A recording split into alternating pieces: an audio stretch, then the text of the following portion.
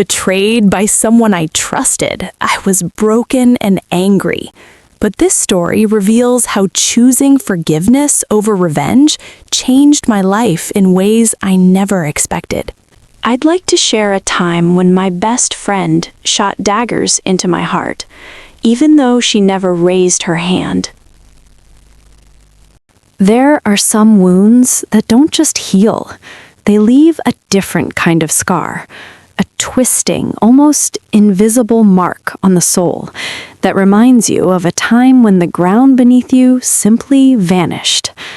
For me, that ground was trust, and the person who pulled it out from under me, she was my best friend, my sister by choice, the confidant who knew the deepest chambers of my heart, the keeper of my most fragile secrets, the one person I believed would never intentionally cause me harm. I remember the exact moment the world fractured, splitting into a before and an after. It wasn't a loud, dramatic explosion, a sudden, earth-shattering event, but a quiet, insidious whisper that snaked its way into my ears, crept into the deepest recesses of my mind, and then solidified into a crushing, undeniable truth. It was a Tuesday, an ordinary Tuesday afternoon, bathed in the soft, deceptive light filtering through the window of my living room. The muted hum of the city outside, usually a comforting, rhythmic backdrop to my thoughts, suddenly felt oppressive, buzzing with an ominous, almost predatory undertone I hadn't noticed before. I was settled on my worn, comfortable armchair, a half-read novel resting open on my lap, its characters and their fictional dramas a million miles from the real-life earthquake about to strike my own existence.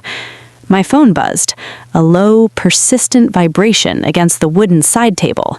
It was a text from a mutual acquaintance, someone named Jessica, who I knew primarily through Emily. The message itself was innocuous at first glance, a seemingly casual, "Are you okay? I heard about what happened with Mark and your big presentation last month. Just checking in." My breath caught in my throat, a sharp, painful gasp that felt like I'd just plunged fully clothed into icy, frigid water. I stared at the words, the glowing screen a cruel beacon in the dimming afternoon light, a cold dread seeping into my bones, spreading like ink through clear water. What happened with Mark? What presentation? My mind raced, frantically trying to connect the dots of a conversation I hadn't had, events I hadn't experienced, a reality that felt utterly alien. It felt like being suddenly told you'd missed a crucial, terrifying chapter in your own life story, a chapter where you were the protagonist and something catastrophic had occurred without your knowledge, without your consent. The text was quickly followed by another, more explicit, the words searing themselves into my vision, burning onto my retina. Emily seemed really upset, saying you completely undermined her during the presentation prep, and that you were telling everyone Mark was incompetent and difficult to work with. "I'm so sorry, Sarah. I just wanted to reach out. It sounded intense." The words blurred, coalescing into an unrecognizable jumble of accusation and horror. My vision tunneled, the edges of the room closing in, suffocating me. It was like a physical punch to the gut, a vicious blow that stole all the air from my lungs, leaving me gasping, desperate. Emily? My Emily? The Emily who had seen me at my most vulnerable, the one who had cheered my every small victory, celebrated my every success, the Emily who knew my deepest fears, my most fragile dreams, the Emily who had seen me at my worst and loved me anyway, or so I believed. She was saying that about me? That I was a saboteur? That I was cruel, professionally unprofessional, backstabbing? The accusation was so far removed from who I knew myself to be, so diametrically opposed to my own self-perception. It felt like reading a fictional character's villainous monologue, only to realize, with a sickening lurch, that the character was supposed to be me. It wasn't just a lie, it was a perversion of my character, a deliberate, insidious attack on my core integrity, my very essence. A violent tremor ran through my hands, making the phone feel impossibly heavy, unwieldy, as if it contained the accumulated weight of all the world's deceit, all the broken promises. My heart, a moment ago beating a steady, peaceful rhythm, now hammered against my ribs like a trapped bird, desperately trying to escape a cage, a frantic drum against bone and muscle. A searing, unbearable heat bloomed in my chest, followed by an icy wave of shock that left me shivering uncontrollably despite the warmth of the room. It wasn't just confusion, it was the raw, guttural, primal pain of a trust violently, savagely shattered. It was the absolute demolition of a reality I had meticulously built my life upon, a foundation I believed to be utterly unshakable, impregnable. In that instant, my entire world tilted on its axis, spinning wildly, nauseatingly out of control.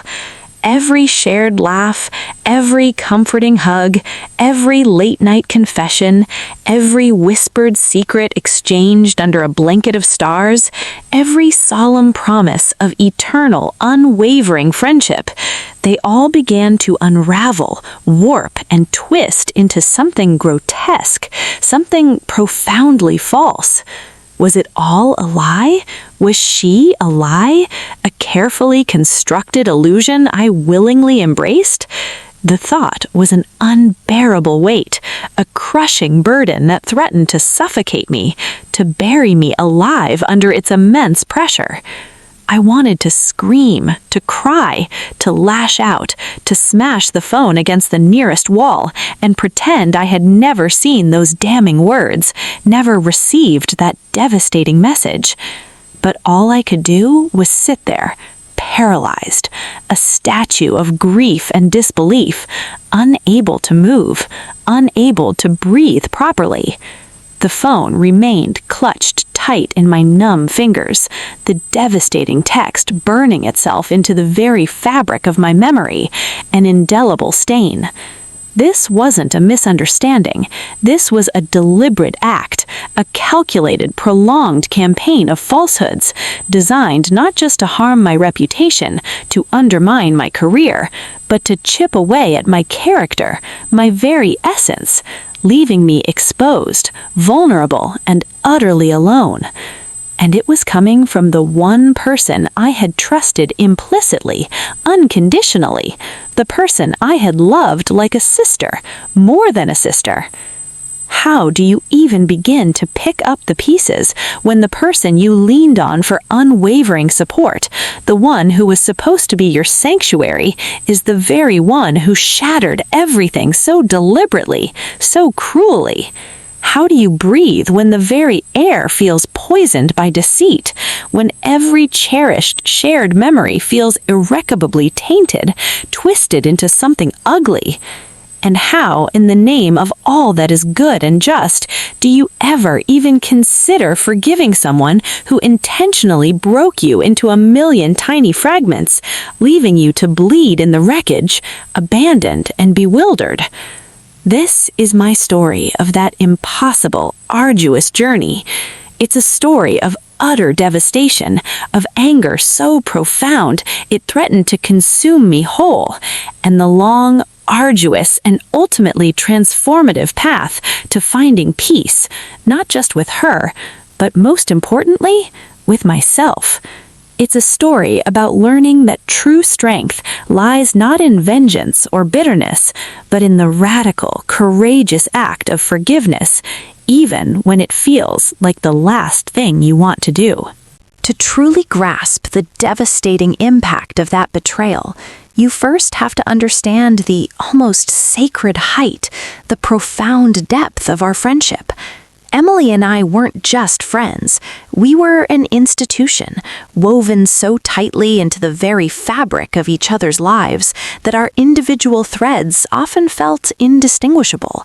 Our story began when we were 10 years old, two awkward, somewhat gangly girls assigned to the same fourth-grade reading group, a seemingly mundane circumstance that would forever alter the course of my life.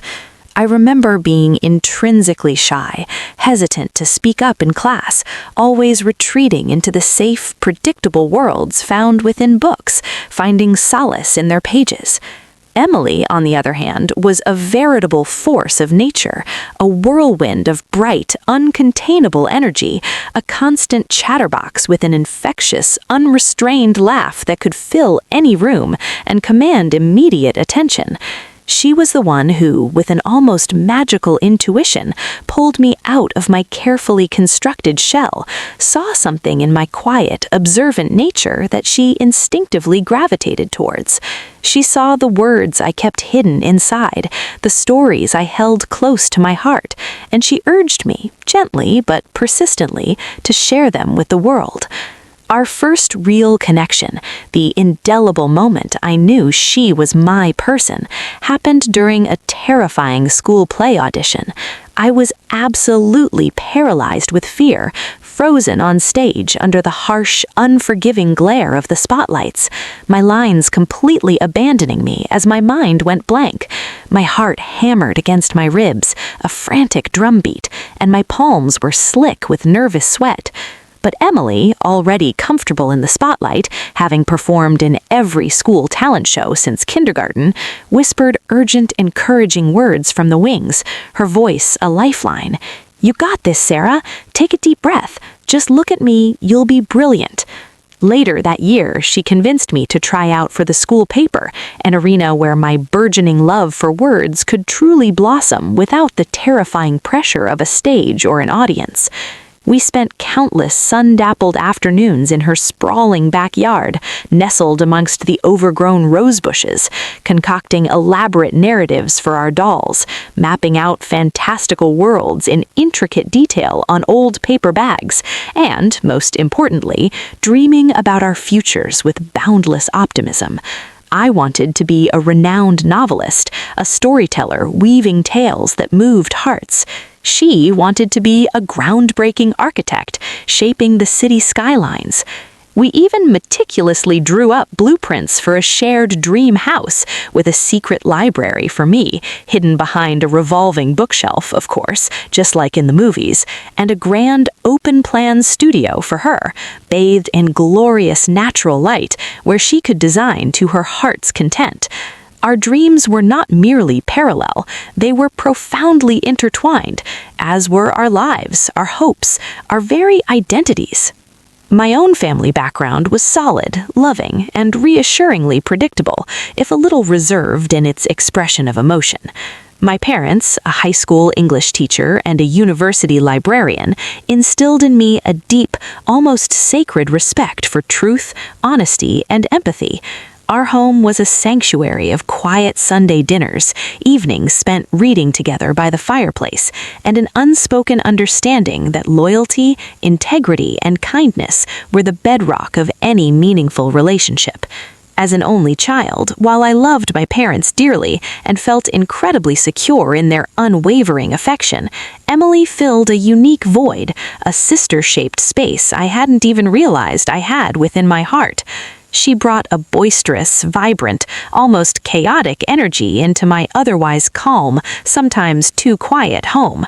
My parents adored her, treating her instantly like another daughter, always setting an extra plate for her at dinner, always welcoming her with open arms, delighting in her vivacious stories.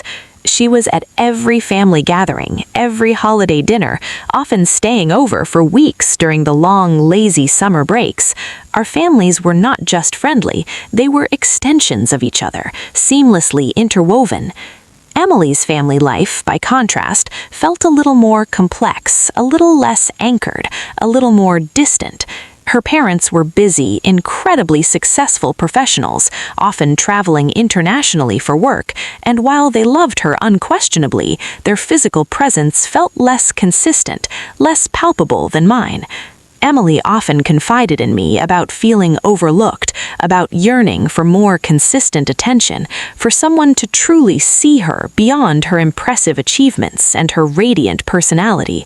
I listened without judgment, offering the stable, comforting presence she sometimes lacked at home, a safe harbor where she could express her vulnerabilities, her fears, her unspoken anxieties without fear of dismissal or criticism. I was her unwavering confidant, her emotional anchor, her quiet sounding board.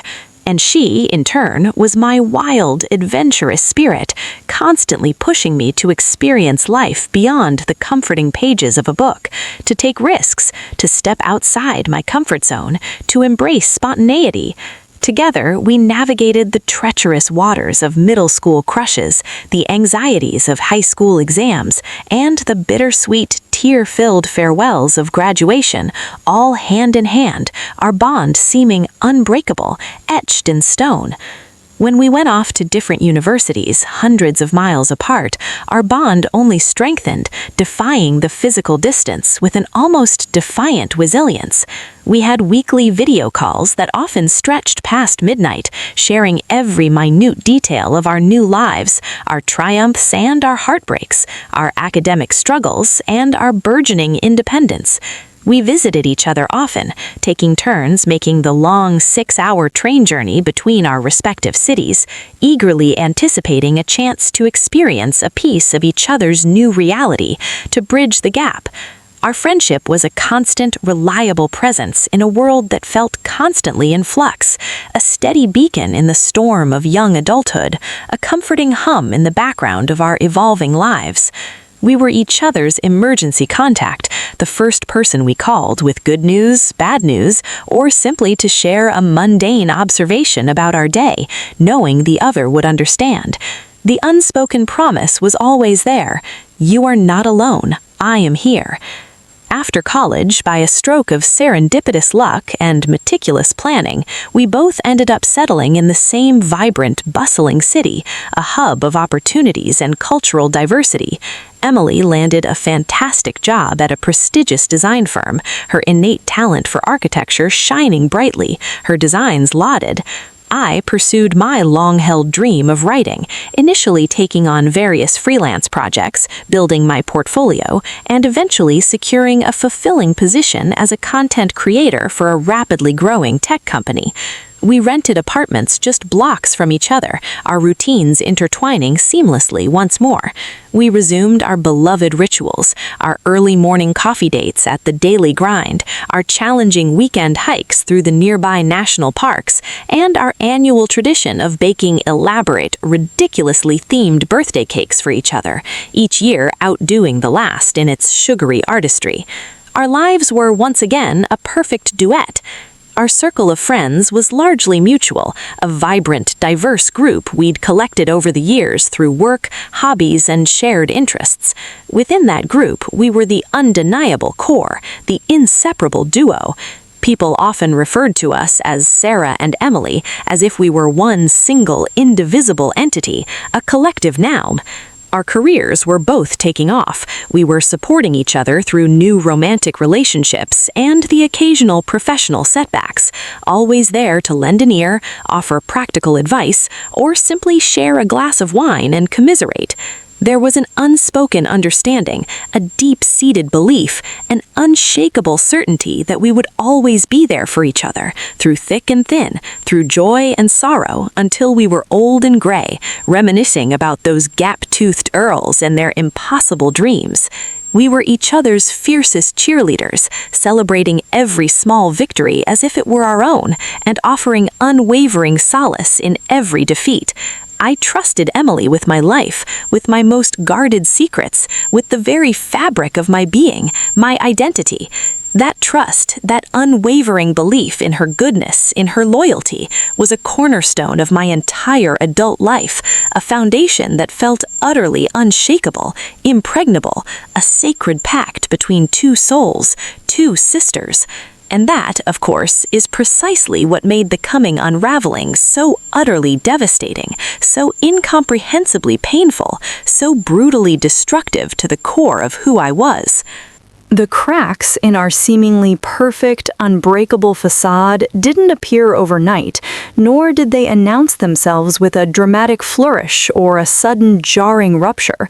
They started subtly, almost imperceptibly, like tiny, insidious hairline fractures in a priceless, cherished vase, so fine you had to tilt it just right in the light to see them. At first, I was quick to dismiss them, attributing them to my own anxieties, or perhaps just the natural ebbs and flows, the inevitable shifts of any long-term friendship. After all, adult friendships are inherently complex, demanding, requiring constant navigation, patience, and understanding. We were both deeply engrossed in our blossoming careers, trying to establish ourselves, navigating new romantic relationships, and endeavoring to build our independent lives with all their inherent pressures. It was natural, I rationalized, for things to shift a little, for the intensity of our bond to mellow, for our individual paths to occasionally diverge.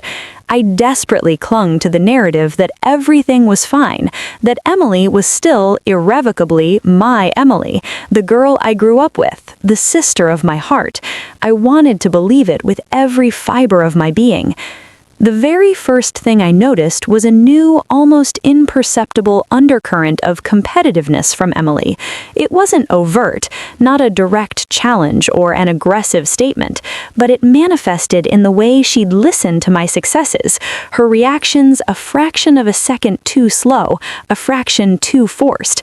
When I got a much-anticipated promotion at work or landed a particularly exciting, high-profile writing project that I'd been chasing for months, her initial enthusiastic congratulations would often feel just a fraction too performative, a little hollow, lacking the genuine sparkle I had always associated with her.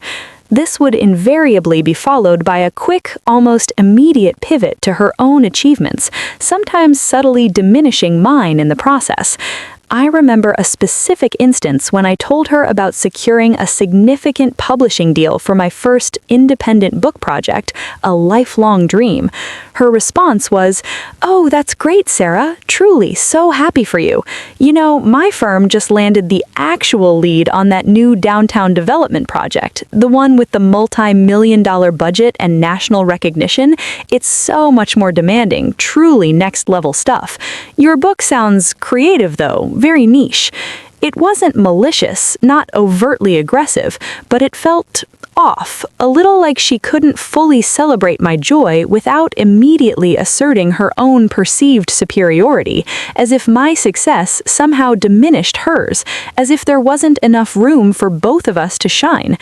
I remember a particularly uncomfortable silence after one such conversation, where I felt a fleeting pang of disappointment, a cold knot in my stomach, quickly brushed aside and rationalized away. I attributed it to her innate ambition, a trait I'd always admired and encouraged. I told myself she was just excited about her own path, and perhaps just socially awkward or insecure in her expression of excitement for others. Then came the small slights, the almost imperceptible shifts in our shared social dynamics, the subtle exclusions that piled up like pebbles in my shoe. I'd start hearing about group dinners, weekend hikes, or impromptu movie nights through other friends, often long before they had already happened, or only when I directly asked. "Oh, Emily mentioned you couldn't make it to brunch last Saturday," our friend Liam would say, his brow furrowed with mild confusion, hinting at a conversation I was excluded from.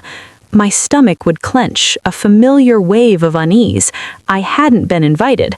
When I'd gently, hesitantly bring it up to Emily, she'd be full of effusive apologies, her eyes wide with what looked like genuine remorse, her voice dripping with regret. "Oh my God, Sarah, I am so incredibly sorry. It completely, utterly slipped my mind. It was just a spur of the moment thing. You know how it is, totally unplanned. And honestly, you would have hated it anyway. The place was so crowded, the food was mediocre, and the conversation was utterly boring. You didn't miss anything, truly." Her explanations always sounded plausible, charming even, crafted to perfection, yet they never quite settle right in my gut.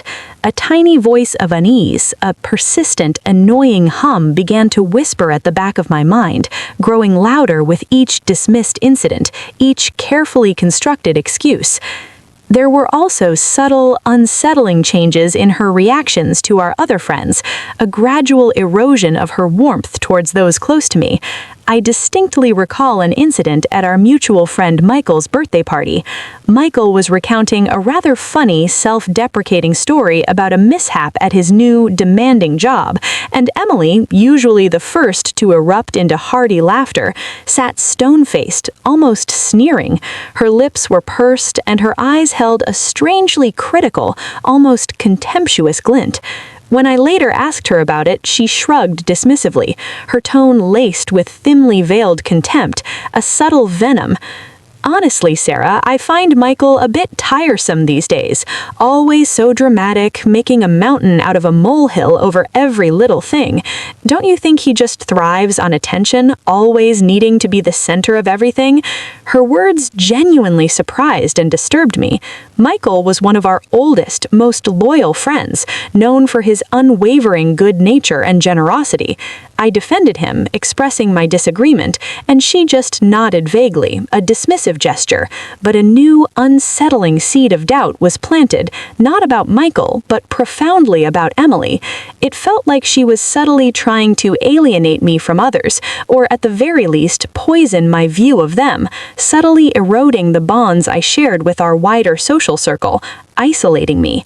It was a strategy I couldn't quite name at the time, but I felt its chilly, manipulative presence, a creeping dread. My internal monologue became a constant, exhausting battleground. Was I being overly sensitive, overthinking everything? Was I imagining things, projecting my own insecurities on her behavior? Was I becoming one of those paranoid friends who couldn't handle their friend having other relationships or opinions? I started to second-guess myself, scrutinizing my own actions, dissecting past conversations, replaying them endlessly in my mind, wondering if I had done something, anything, to offend her, to cause this subtle, unsettling shift. I tried repeatedly to talk to her, gently, cautiously, one cool autumn evening over a comforting cup of tea at my apartment. "Em, is everything truly okay between us? I've just felt a bit of a distance lately, a unsaid something, a subtle shift in your energy, and I really wanted to make sure everything's all right, that I haven't done anything to upset you or cause this rift." She looked at me, her eyes wide and seemingly innocent, her brow furrowed with what looked like genuine empathetic concern, a masterpiece of feigned emotion. "Sarah, what in the world are you talking about? Of course everything's okay. You're my best friend, my sister. Perhaps you're just stressed with work. You've been working really hard on that big project, haven't you? You look a little tired. Maybe you need a break." She immediately, expertly turned the conversation back to me, expressing concern for my well-being, effectively shutting down my attempts to address the growing, silent chasm between us, diverting my attention from her actions. I felt a fleeting wave of profound relief mixed with a lingering pang of something unaddressed, a feeling of having been gently but firmly redirected, gaslighted. I wanted to believe her, desperately. I wanted our friendship to be that simple, that solid, that unproblematic, just like it always had been.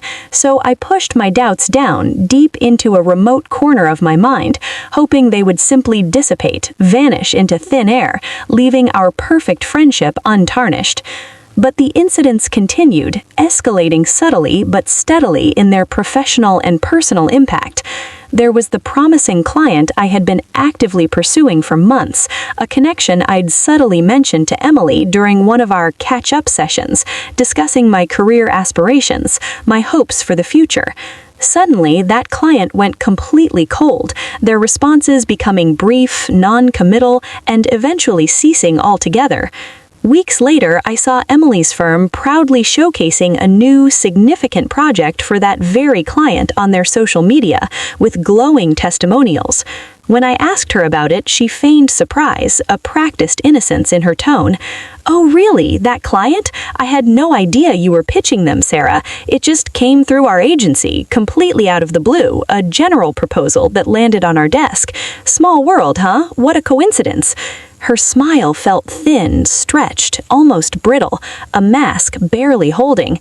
It was more than just a slight. It was a dagger plunged directly into my professional aspirations, a direct hit that stirred a primal alarm within me, a scream in the quiet corners of my mind. This wasn't just about social slights or emotional discomfort anymore. It felt like a deliberate, calculated undermining of my career, my livelihood, my future, my very means of providing for myself. It felt like sabotage. My heart ached with confusion and a growing, suffocating sense of dread. The Emily I knew, the Emily I loved, the one who would champion my every success, who would be my fiercest advocate, would never do these things. The profound discrepancy between the friend I thought I had, the idealized image I held so dear, and the friend I was the slow, agonizing drip of unease and suspicion, the persistent, insidious erosion of my peace of mind, eventually gave way to a sudden, violent, torrential downpour, washing away all my carefully constructed denials and leaving me utterly exposed, raw and vulnerable. The moment of truth, when the full, horrifying, monstrous picture finally clicked into place, felt less like a gradual discovery and more like a violent, inescapable awakening from a long, sweet dream into a chilling nightmare. It was a Saturday evening at a bustling charity gala, an elegant affair held in a grand, opulent hotel ballroom filled with the city's movers and shakers, a shimmering facade of success and social grace. Emily and I were both there, each navigating our respective professional circles, making polite conversation, but we had agreed, as was our long-standing tradition, to meet up for a quiet drink later, a moment of shared intimacy amidst the throng. I was engaged in a relaxed conversation with David, a former colleague from a previous job, a kind, straightforward, and highly respected man whose integrity I deeply admired. We were discussing a project I was particularly proud of, a complex and innovative content strategy that had yielded impressive results for my company, a project that had demanded countless hours of my dedication and creativity. David listened intently, nodding occasionally, a thoughtful expression on his face. Then his brow furrowed slightly, a shadow of genuine concern crossing his features. He glanced around, as if to ensure privacy, before leaning in slightly. "You know, Sarah," he began, lowering his voice conspiratorially, "I've been meaning to ask you about this, and I hope you don't mind me bringing it up. Emily told me a few months back that you were really struggling with that particular project, that you almost lost the client because of some significant misjudgments on your part. She made it sound like quite a disaster. She said she actually stepped in behind the scenes, working tirelessly, to help you salvage it and protect your reputation within the company." My blood ran cold, a glacial stream replacing the warmth in my veins. The clinking of crystal glasses, the murmur of hundreds of conversations, the soft, sophisticated strains of jazz drifting from a hidden corner of the ballroom, it all faded into a distant, muffled background, an irrelevant background noise. My vision narrowed, tunneling until all I could see was David's earnest, slightly uncomfortable face, his words hanging in the air like poisoned darts. My mouth felt impossibly dry, my tongue thick and heavy. A choking sensation seized my throat. Emily said, "What?" My voice came out as a strained whisper, barely audible above the lingering ambient noise, a mere ghost of a sound, betraying the seismic shock that was reverberating through me. David looked genuinely uncomfortable, his gaze darting away for a moment, realizing immediately that he had stumbled into something delicate, something profoundly wrong, a wound he unknowingly probed. He shifted his weight nervously, a visible flush creeping up his neck. "Oh, I didn't realize you didn't know." She made it sound like a quiet intervention, a true act of selfless friendship, protecting your reputation from the higher-ups, you know?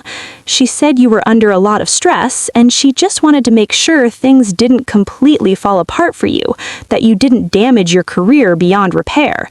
He gestured vaguely, his eyes conveying a potent mixture of sympathy and profound, mortified embarrassment. He saw the truth in my expression, if he couldn't name it. My mind reeled, a nauseating kaleidoscope of images and words. I tried desperately to process the sheer audacity, the intricate, venomous web of deceit. Emily had not only spread outright malicious lies about my professional competence, painting me as incompetent and unreliable, but she had also meticulously fabricated an elaborate narrative where she was my unsung savior, my benevolent protector, quietly mending my supposed messes. The project she was referring to was the very same one where I had successfully onboarded a particularly challenging client, not just salvaging it, but excelling, the one she had subtly diminished when I had celebrated its success just weeks prior. The betrayal tasted like bitter ash in my mouth, coating my tongue, leaving a metallic tang of disgust. It wasn't just a lie, it was a calculated character assassination, cloaked in a grotesque false concern, designed to undermine and invalidate my very existence. I felt a dizzying surge of nausea, a profound disorientation that made the opulent ballroom spin wildly around me, the glittering chandeliers blurring into menacing halos. It was as if someone had pulled a rug from under my feet, only the rug was my entire perception of reality, my entire foundation of trust, my sense of self. Every strange look, every missed invitation, every subtle jab, every competitive comment, every plausible but ultimately hollow excuse she had ever offered, they all slammed at me at once, a tidal wave of insidious deceit, coalescing into a monstrous, undeniable, soul-crushing truth. It wasn't my paranoia. It wasn't my heightened sensitivity. It was her. It was always her. She had been a predator in sheep's clothing, silently chipping away at me. I excused myself abruptly from David, my voice barely a croak, muttering something incoherent about needing fresh air, and stumbled blindly towards the nearest exit, my legs feeling like lead, my heart thumping against my ribs with a frantic, desperate rhythm, threatening to burst from my chest. I found myself in a quiet, dimly lit hallway, away from the glittering crowd, a plush, ornate carpet muffling my footsteps, the intricate gilded wallpaper a meaningless blur as tears welled in my eyes. My hands were shaking uncontrollably, a violent tremor passing through my entire body, vibrating with a potent mixture of shock, searing pain, and a white-hot, consuming rage that was unlike anything I had ever felt in my life. I leaned against a cool wall, my forehead pressed against its unforgiving surface, struggling to breathe, the air feeling thin and suffocating, thick with unspoken accusations. Then, through the haze of my shock and blurring tears, I saw her, Emily. She was across the hallway, bathed in the soft glow of a decorative chandelier, looking radiant and utterly carefree in a shimmering blue gown, her face alight with a bright, unburdened smile, laughing brightly with a small group of people. Her laugh, once the most comforting, joyous sound in my world, now grated on my ears, a discordant, mocking, venomous sound. It was the laugh of a stranger, a betrayer, a viper in a beautiful dress, a grotesque mockery of our shared past. I pushed myself off the wall, my legs still feeling like lead, but propelled by a sudden, desperate surge of adrenaline. I walked towards her, each step heavy, deliberate, as if wading through thick, suffocating mud, the pounding in my ears drowning out all other sounds. When I reached her small circle, the conversation died, the laughter ceased, replaced by an awkward, tense silence. Her eyes, those eyes I had once seen as windows to her soul, met mine. For a fleeting, agonizing second, I saw it, a flicker of something unreadable, a shadow of guilt perhaps, or a stark recognition of impending doom, before it was expertly masked by her usual bright, practiced smile, a mask she had perfected over years. "Sarah, there you are. I was just telling everyone about that amazing, unforgettable trip we took to Italy last year. Remember that gelato?"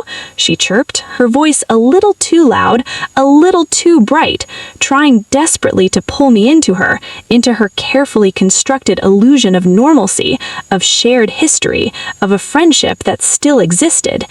"Stop it, Emily," I said, my voice barely a whisper, raw with unshed tears, choked with emotion, but laced with an icy resolve I didn't know I possessed. "Just stop." My throat felt tight, constricted, as if an invisible fist had closed around me, squeezing the air from me.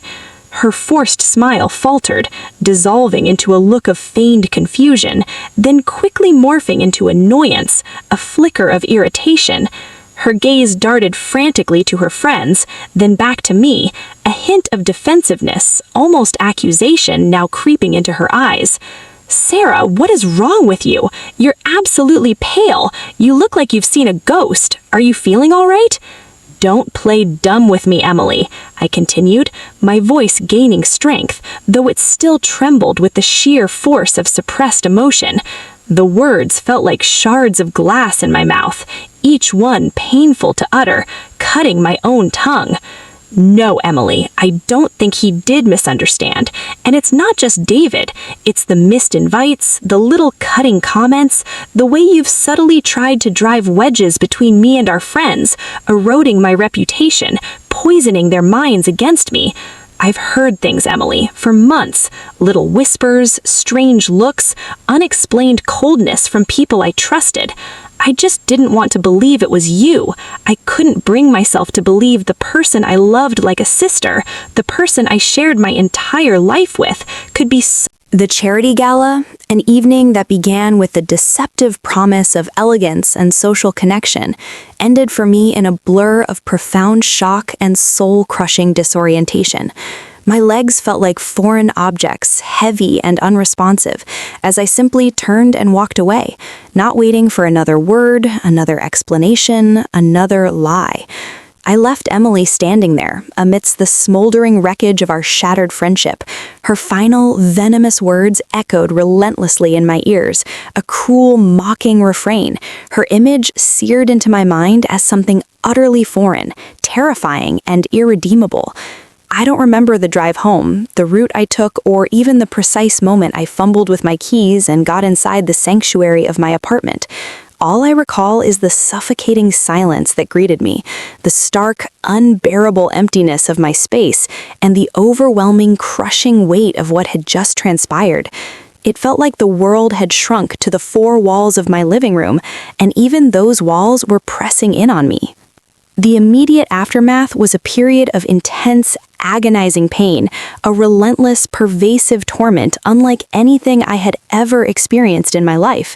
It felt like a deep, gaping, physical wound had been torn open in my chest, directly over my heart, festering and refusing to heal, throbbing with every heartbeat. I couldn't eat. The mere thought of food churned my stomach, making me feel physically ill. I couldn't sleep. My nights were plagued by vivid, terrifying nightmares, relentless replays of Emily's confession, her face twisting into a sneer, her words a venomous chorus that pierced through my dreams, waking me in a cold sweat. During the day, a constant, dull, persistent ache resided in my chest, a physical manifestation of my broken heart, a heavy pressure that made every breath feel labored, every movement a struggle. My body felt heavy, sluggish, as if every limb was weighted down by an invisible, unbearable grief, a leaden cloak I couldn't shed. I moved through my days in a haze, a walking ghost, barely registering the world around me. My social life, once vibrant, interconnected, and joyful, with Emily at its very center, completely imploded. Many of our mutual friends, having been subjected to Emily's carefully crafted, fabricated stories for months, either kept their distance, unsure of whom to believe, caught in the crossfire, or openly sided with her, convinced of her version of events. Some, like David, who had inadvertently revealed the truth, offered hesitant apologies and words of comfort, expressing their shock and dismay. But the easy, open trust that had characterized our wider social circle was irrevocably fractured. The effortless ease of our group dynamics was gone, replaced by awkward silences, wary glances, and a palpable sense of tension whenever I was present. It felt as though I was radioactive, tainted by the insidious lies Emily had spun, a pariah in my own social circle, the object of suspicion. I stopped receiving invitations to events, found myself conspicuously excluded from conversations, and experienced the profound, chilling loneliness of watching my once expansive social world shrink dramatically around me, leaving me isolated and adrift. It wasn't just a best friend I had lost, it was an entire community, a shared history, a collective identity that had been brutally ripped away. Professionally, the consequences were also significant and deeply demoralizing, adding another layer of despair to my already fragile state. While David's revelation had been the catalyzing turning point, it became painfully clear that Emily's whispers had reached far more ears than I could have ever imagined. Some colleagues regarded me with a new, thinly veiled suspicion, their expressions shifting from camaraderie to cold neutrality, openly questioning my competence, my judgment, or even my basic integrity.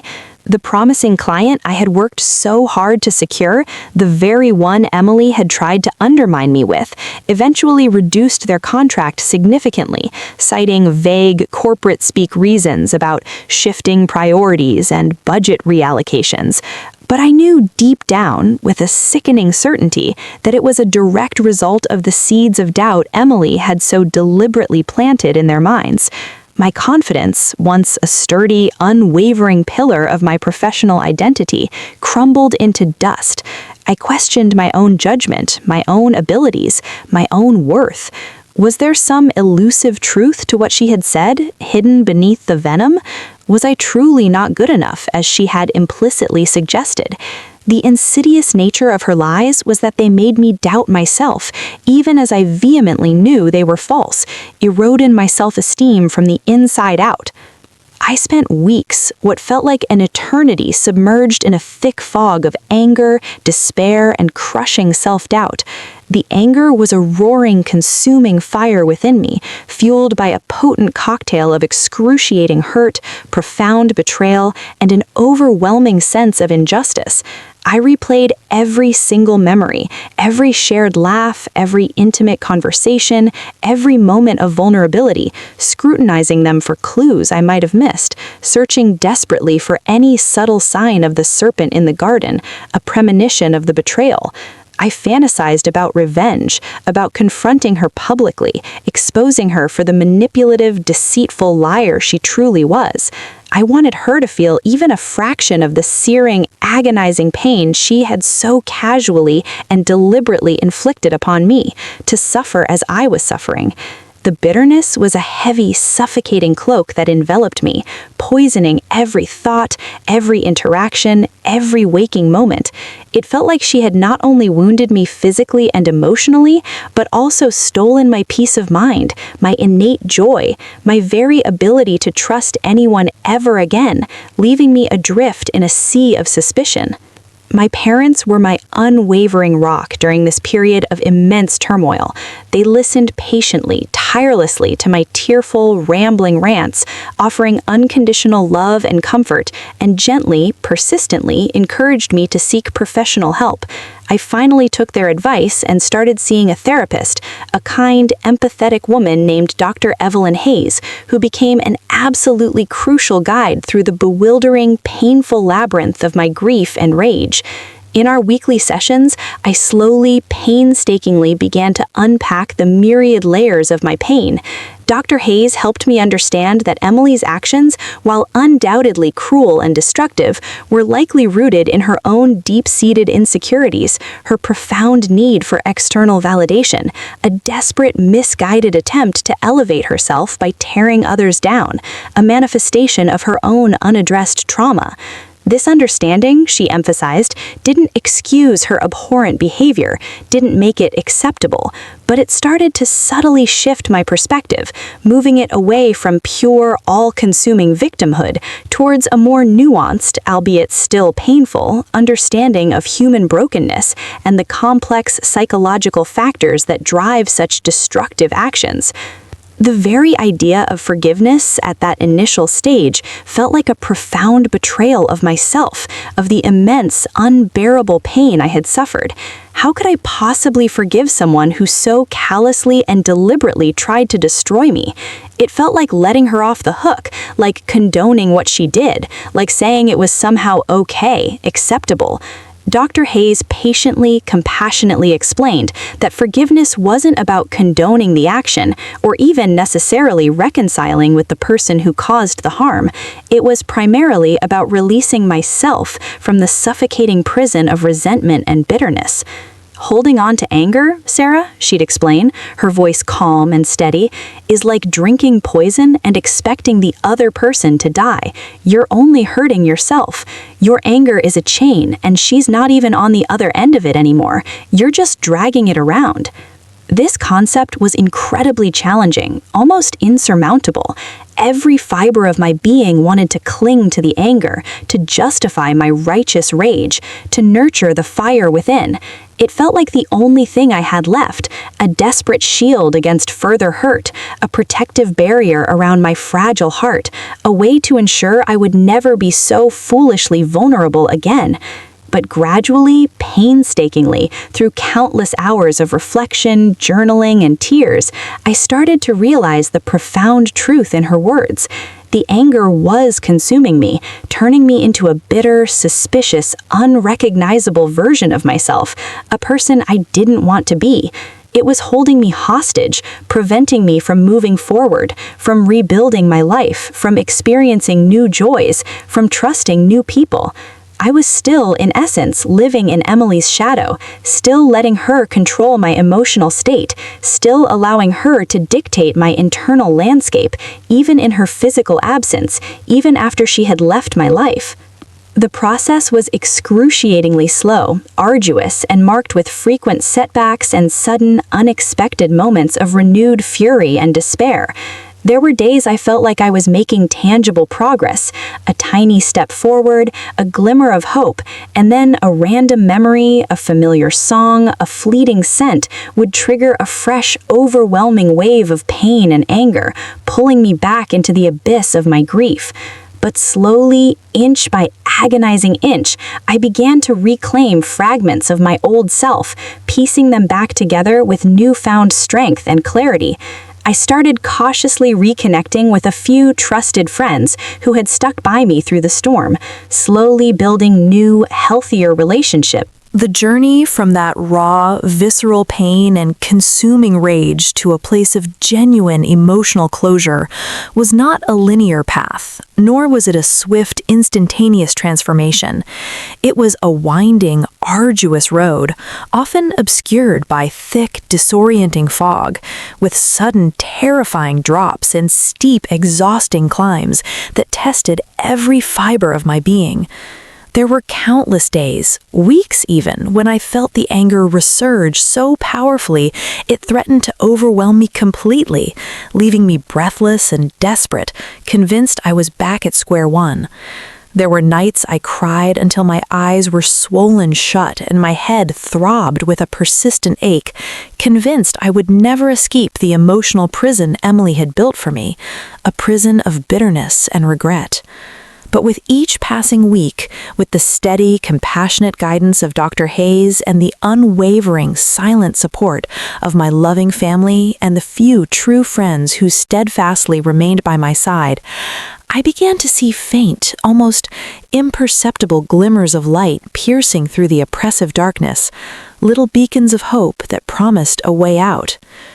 The true turning point wasn't a single, grand, instantaneous revelation, a sudden epiphany, but rather a series of quiet internal shifts, a mosaic of small understandings that gradually pieced together a new perspective, a profound reframing of my pain. I embraced journaling as a consistent, deeply therapeutic practice, pouring out every raw emotion, every bitter thought, every lingering question, every fragment of rage and despair onto the pages. This consistent act of externalizing my pain, of seeing it meticulously written down in my own hand, helped me to process it, to gain a crucial sense of distance and perspective, allowing me to observe my emotions rather than be consumed by them. It allowed me to dissect the tangled knot of emotions without becoming utterly submerged by their intensity. Through this arduous process, I began to understand with a clarity that was both painful and incredibly liberating that Emily's actions were less about me, about my inherent flaws or shortcomings, and far more about her own deep-seated internal struggles.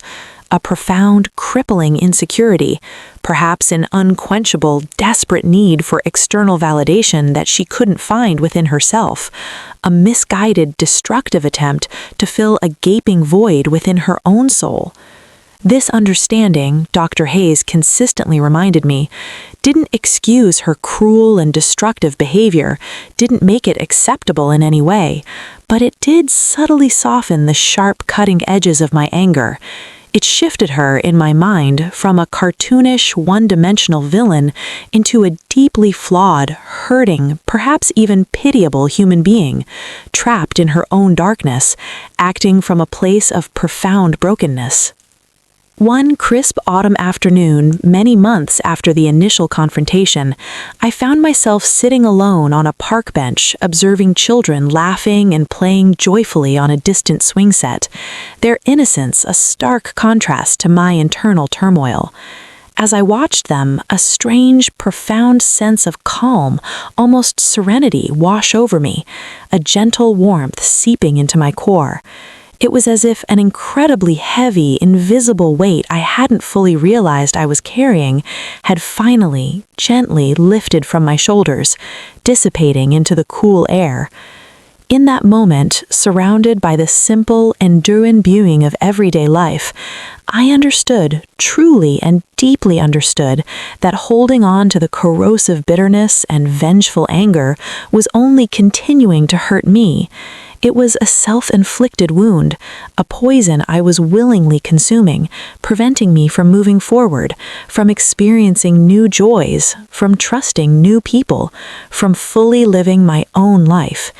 Emily had already taken so much from me, my peace, my trust, my social comfort, my sense of security. I simply wouldn't let her take my future, my potential for happiness, my capacity for genuine love and joy. I had to reclaim my life for my own sake. The decision to forgive was a conscious, deliberate choice, an act of radical self-compassion made not for Emily, but unequivocally for myself, for my own liberation. It wasn't about forgetting what she did or pretending that the profound pain she inflicted didn't exist or didn't matter. On the contrary, it was about acknowledging the pain, honoring its depth and its impact, and then consciously, actively choosing to release the venom that had been poisoning my own spirit. It was about accepting that some questions might never be fully answered, some apologies might never be truly offered, and some people might never truly change or understand the depth of their actions.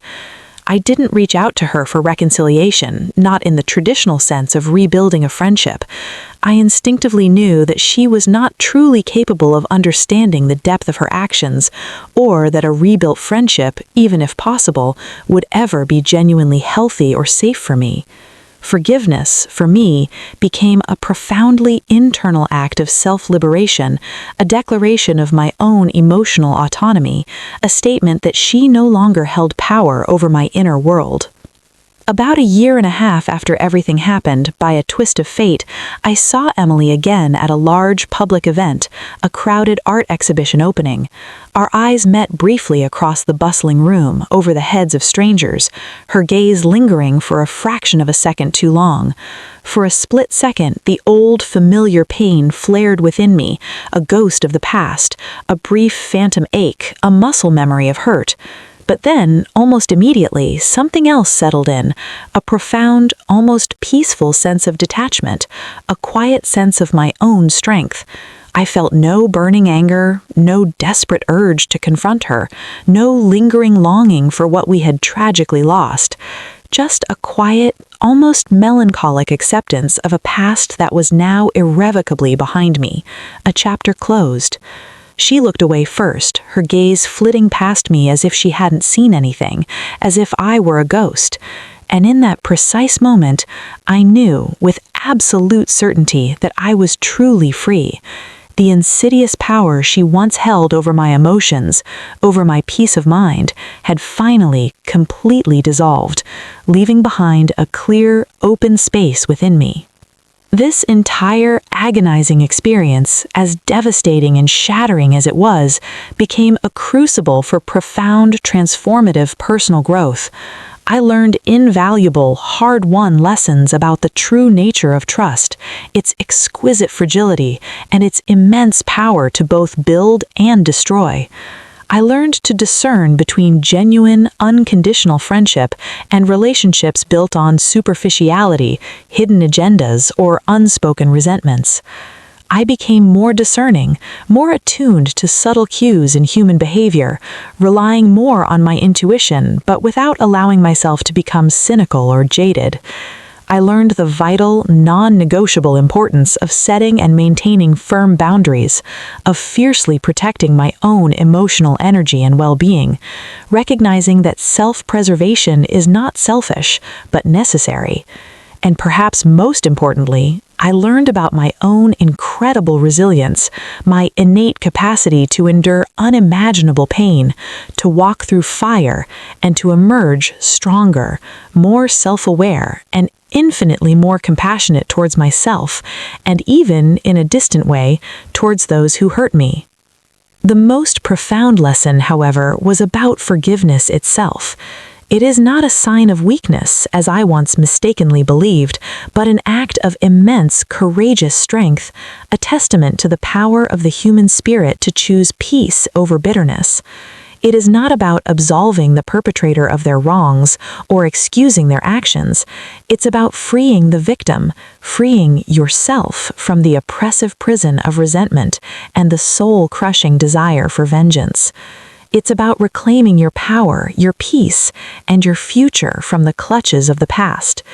It's understanding that some people carry their own heavy burdens, their own profound brokenness and unresolved trauma, which sometimes, tragically, manifests in hurting others.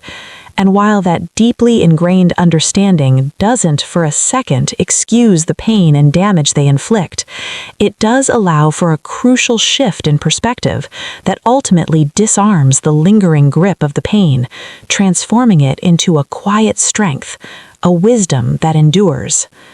My life now is irrevocably different, forever marked but not defined by the past. I still have a beautiful, supportive circle of friends, a tighter, more authentic group built on solid ground, forged in shared vulnerability and genuine loyalty. My career is thriving, having found new strength, passion, and purpose, richer for the challenges I overcame. The scar tissue is undoubtedly there, a permanent mark, a quiet reminder of a deep wound I once bore, but it no longer aches with the same intensity. It serves as a testament to what I endured, what I overcame, and the profound, life-altering lessons I learned about human nature, about resilience, and most importantly, about myself. I caught my best friend spreading vicious lies about me, and it broke me into a million tiny pieces, shattering my world and my perception of truth. But through the agonizing, arduous process of healing, self-reflection, and radical self-care, I consciously, painstakingly chose forgiveness over revenge. And in doing so, I didn't just forgive her for her actions. I truly, finally forgave myself for the blind trust I had given, for the vulnerability I had embraced, and I liberated my heart, opening it up to a deeper, more resilient, more authentic kind of love and connection than I ever thought possible. That, for me, was the unexpected, precious gift nestled in the ashes of betrayal, a profound testament to the enduring power of the human spirit to heal, to grow, and to find light even in the deepest darkness.